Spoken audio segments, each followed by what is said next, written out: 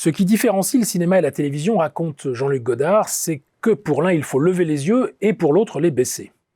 À l'heure des plateformes et de la Covid-19, on peut se demander si la tendance ne s'est pas en quelque sorte inversée. On lève les yeux pour regarder Netflix tous les jours chez soi et on les baisse, hélas, en passant devant les salles de cinéma interdites au public. Rouvriront-elles un jour? Et si oui, nos habitudes et notre curiosité à l'égard du parfum de la salle en noir auront-elles été modifiées à jamais? C'est là l'une des questions qui parcourt le petit livre de Philippe Champy et de Thomas Paris, consacré à l'économie du cinéma, publié aux éditions La Découverte. Mais ce n'est pas la seule, tant l'activité cinématographique, depuis qu'elle a été portée sur les fonds baptismaux il y a tout juste 125 ans, a connu de hauts et de bas, de mutations continuelles liées à la couleur, à la parole, jusqu'aux effets spéciaux, de périodes glorieuses et d'autres plus incertaines. On le redécouvre dans ce petit livre bâti sur le mode scénaristique, avec la présentation des personnages pour commencer, puis de leur histoire, et enfin de ce qui leur arrive dans le contexte de la mondialisation et de la numérisation. D'ailleurs, le mot incertain n'est pas le moins utile pour caractériser le propre de cette activité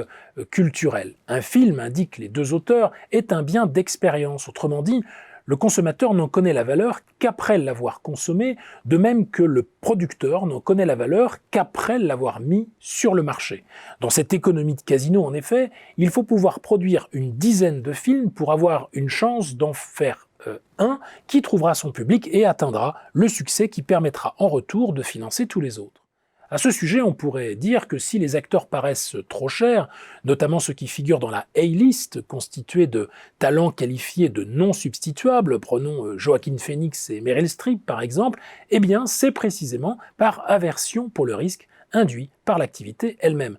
Un film au casting bankable, coûteux par définition, diminue en effet le danger non pas vraiment de faire un navet, mais le risque financier tout court. Maîtrise de l'art dramatique mise à part, le salaire des acteurs est somme toute une sorte de police d'assurance tout risque pour les producteurs de films. Mais le livre ne se contente pas de décrire cette activité économique, comme semble indiquer le titre, mais s'intéresse aussi à son volet politique et particulièrement aux aides publiques, souvent controversées, dont bénéficie la filière. Or, il faut comprendre que les films de cinéma, notamment indépendants, sont des biens tutélaires selon la qualification de Richard Musgrave, c'est-à-dire des biens à enjeu pour la société tout entière. Une part de notre patrimoine culturel et de notre imaginaire collectif est bel et bien contenue dans les œuvres cinématographiques qui sont influentes en termes de cohésion sociale, de diversité culturelle, de solidarité intergénérationnelle, d'attrait de nos territoires, de notre langue et de nos modes de vie.